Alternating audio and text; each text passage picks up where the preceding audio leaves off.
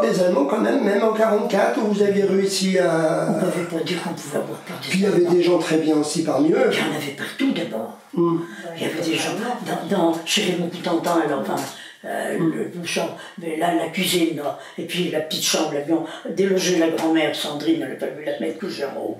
Après, elle a été couchée chez Albert, chez André Panou, parce qu'elle ne pouvait plus monter des escaliers.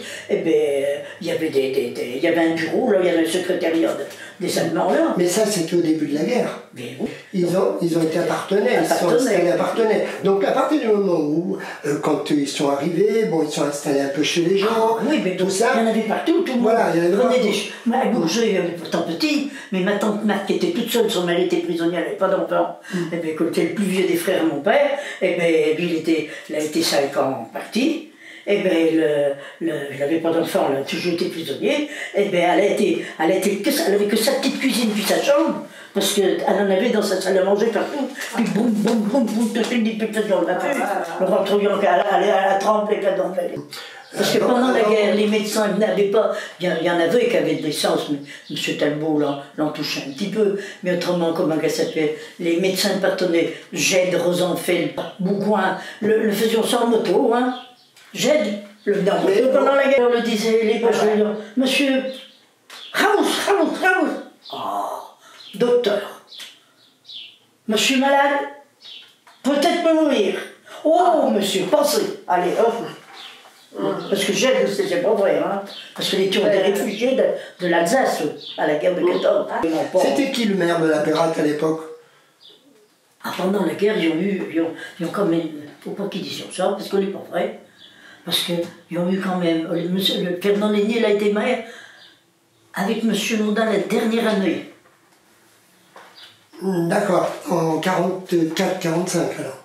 Après la guerre. Après la guerre, 45. Parce que pendant la guerre, il y a eu... mais oui, il y a eu... Il y a qui a eu après M. Talbot. Elle est morte en 73, au mois de février. Lui, il est mort 10 ans avant. Il avait 10 ans qu'elle était veuve. Et bien, les Fernand Lénier qui l'a remplacé. Alors, début octobre. Et là, les gens ont envie d'oublier la guerre. Oui. Personnellement, à la Pératte, il y a eu des morts pendant la guerre. La guerre du Forestier. Qui est décédé au front. Enfin, au front. Sur le conflit. Oui, voilà. Elle n'a pas retourné d'ailleurs. Oui. Et puis il y a eu Jean Monod, qui était de la Touche, qui était marié avec une Lucienne Boutineau, mais que Jean Monod, il est mort en mer, lui, au début. Léon Lagarde. Voilà. Et sa maman, comment elle a pris ça, Léontine? Mais Léontine, elle a toujours eu de la misère. Alors, une femme qui ne montrait pas sa misère. Ouais, elle était habituée. Et puis elle a toujours travaillé. Et puis elle a eu des parents qui l'ont beaucoup aimé, beaucoup choyé. Alors elle a conservé ça mais jamais j'ai entendu plaindre, rien du tout, jamais. Au niveau des commerces locaux pendant la guerre, donc vous n'aviez pas... On avait les cartes d'alimentaire, oui, mais on l'avait eu. Donc l'épicerie Cendré existait déjà ou... Ah ben t'es pas Cendré, t'es Jolin. Jolin, oui, c'est vrai. Qui était sortie de Saint-Aubin. Elle a été de Saint-Aubin. Oui. Charlotte, là, voilà. C'est-à-dire qu'elle, sa mère, comme elle a tombé de bonheur, et puis que c'est une tante qui l'a élevée, quelle tante, elle lui a donné l'épicerie. Et puis elle était une tante qui n'avait pas d'enfant, et puis qui l'avions adopté, enfin qui l'avions pris chez eux pour l'élever. Et puis à ce moment-là, elle était en Saint-Aubin, et puis après, elle a remonté, elle s'est mariée avec Jolin, qu'elle a connu, je sais pas. Là, mais il ramassait le grain, lui, puis il faisait le grain, puis les graines pour ceci, pour cela. Il avait le dépôt, là, à côté de chez Mme Talbot, justement, dans la maison qu'elle est, Nicole Bouc, elle était la mère Boutineau, là, juste avant. D'accord, Côté, là, son dépôt au Père Jolin, Albert, elle s'appelait. Mais tu te souviens de la libération quand on a appris que les Allemands n'étaient plus... donc on était fin août 44. La Pératte, les cloches sonnaient partout. Ouais. On entendait les cloches sonner partout. Ouais. Les gens étaient heureux que la guerre soit finie. Oui, bien qu'elle n'était pas finie, en fait. Puis des prisonniers qui arrivaient. Oui, oui, en 45. Des prisonniers qui arrivaient. Oui, on raconte que le tonton Manuel, si tu veux, justement, je le raconte dans mon film. Avec le balai. Ce soir-là, Pierre, 10 ans, rentrant de l'école de la Pérate, avait présagé par la missive d'un télégramme annoncé le retour de son papa, Emmanuel. La ferme retrouve ses bras, qui avaient tant manqué au travail d'Irène, que papy François, mamie Louise et le beau-frère Roger Junot avaient aidé du mieux que possible. Et vous les gamins, quand vous étiez à l'école, l'instituteur, vous parlez comment de la France? Il vous parlait en tant que France occupée, en tant que c'était la guerre, puis il fallait songer à ceux qui étaient partis, puis songer aux enfants qui étaient à l'école, puis que les papas n'étaient pas là, et puis... Après la guerre, les gens vont être libérés, vont être plus heureux. Toi, tu as 18 ans, 19 ans, là. Oui. Voilà, là, il commence à y avoir la salle du réveil va se construire. Ah, mais oui, 1946, hein. Elle s'est inaugurée. Elle a été inaugurée en 1946. Alors, on a été la réunion de tout le point, hein, parce que on a duré pendant 4-5 ans. Enfin, moi, j'ai vu Yvette Armer, alors j'ai vu Vers-sur-Aisne. Et enfin bon, il y avait pratiquement des balles tous les dimanches. Comment est la jeunesse? Tout le monde était copains, copines, on allait chez les uns, même il était levé à pied en chantant à la Poumaillère, chez Gérard Fallour, on était du même âge. Bah oui. Avec toute l'équipe, puis on était Angelina, la mère à Hippo, qui nous emmenait à pied, puis chantait tout le long de la route. Et oui, ma soeur n'existe plus. C'était des veillées, ouais. Chante plus. Et on va changer de... Est-ce que tu te souviens de quelle est l'implantation de la famille Aubrin qui avait... Ah oui, je me souviens, il venait à la messe tous les dimanches à la Pérate. Oui, et puis, qu'est-ce qu'il disait l'autre jour? Il lui disait à Emma Thierry, là, hein, au téléphone l'autre jour.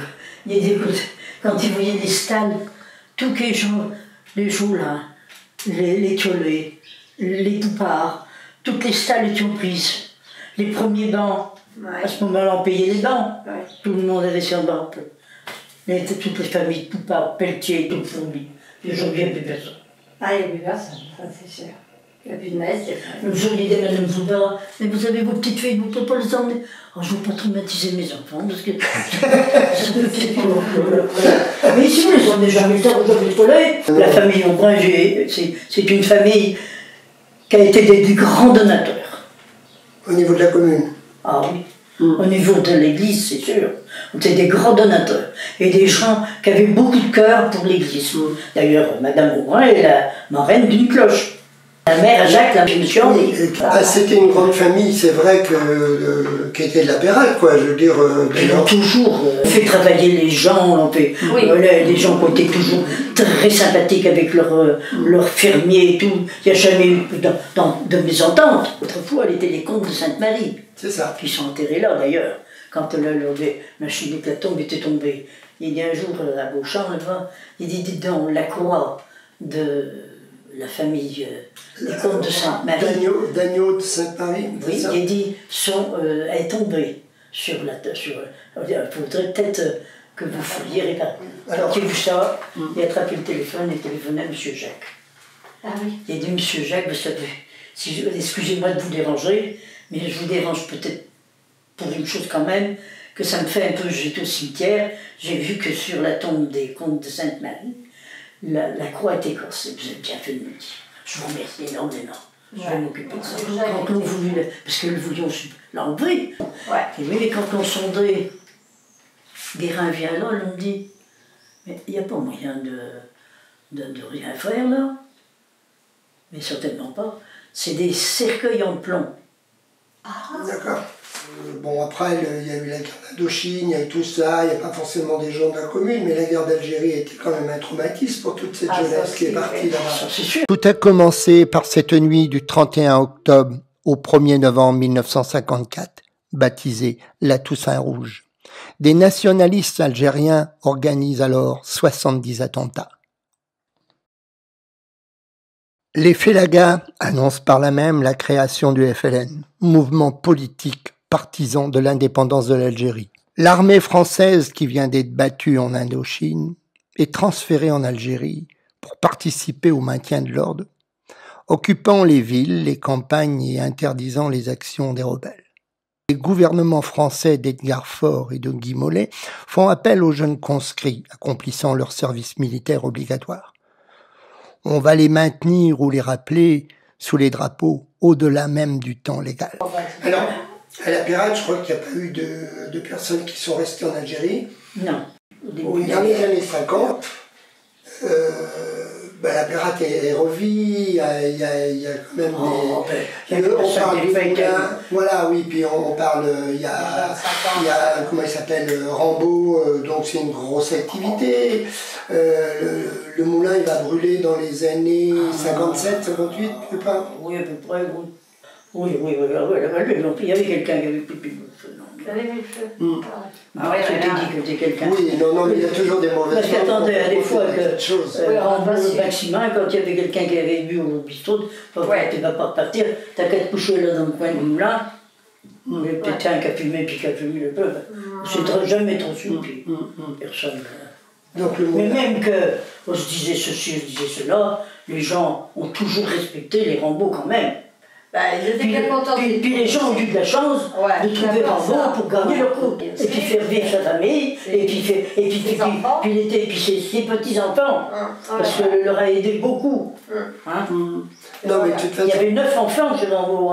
Il ne devait pas être toujours facile, mais c'est vrai qu'il n'y a qu'une fille. Mais il ne devait pas être toujours facile, mais c'est vrai qu'il a lavé sur le dos. Oui, mais moi, il allait faire des piqûres, parce que quand il me rendait de gourget, mieux que ce mouette qu'hier, les mecs qui pensaient faire des piqûres à un moment de gourget. Eh bien, vous pouviez rentrer dans la maison, il y avait une table d'ouvrier, la table des drôles. J'avais entendu une aiguille tomber. Puis il y en avait un qui bronchait, punaise, il avait qu'à faire ça, c'est fini. Moi, je me rappelle bon, j'avais 10 ans à peu près, cette époque-là, de l'euphorie qu'il y avait dans le village. On arrivait là, à la Pérade, le dimanche, par exemple, ma mère allait faire les courses, il y avait chez... Alors, c'était cendré. Au début, je me rappelle, c'était Joulin, effectivement, après c'était cendré. Et puis, on allait chez Léontine. Chez Denise Valentin de Pinot. Et puis à la coopérative. Oui. Vous faisiez peut-être partie de la coopérative. Oui, on faisait partie de la coopérative. Et puis après, il y avait... On était une société. Oui, c'était une société. Était le boulanger, mais avant, on était Monsieur Métel. Et là, comment on parle quand on arrive dans les années 60, là, le village est encore plein de gens, plein de commerces. Puis il y avait des fermes, et puis il y avait des grosses fermes, puis il y avait du travail. Mon grand-père, qui était maréchal, il était concessionnaire d'Alpha Laval, qui faisait l'approcheur et puis ils faisaient les campagnes sur Tenzé, sur Doux, sur partout, tout autour, pour vendre des charrues, tout le matériel agricole. Qui demandait qu'il s'améliorait. Quand à 10 ans on fait chaud, on devrait arrêter quand on fait chaud. Un gars qui me disait l'autre soir, il a dit: mon pauvre monsieur, vous êtes trop jeune, mais dommage. Mais il a dit: vous savez, les domestiques, quand ils étaient sur la machine à battre, ils faisaient d'affilée, mon cousin l'autre jour. Il dit: ton père, tu sais, Louis Savary, quand il était à Coigne là-bas, il n'y avait pas de cadeau, il était parti à la machine de 5 h au matin à 10 h du soir. Quand l'arrivions le soir, le pension, il n'y avait pas un domestique, il y avait un rasoir. Il y en ont vendu 40 électriques. Quand elles sont sorties. Ils étaient les premiers, ils étaient le meilleur client à la maison Planty-Voignard.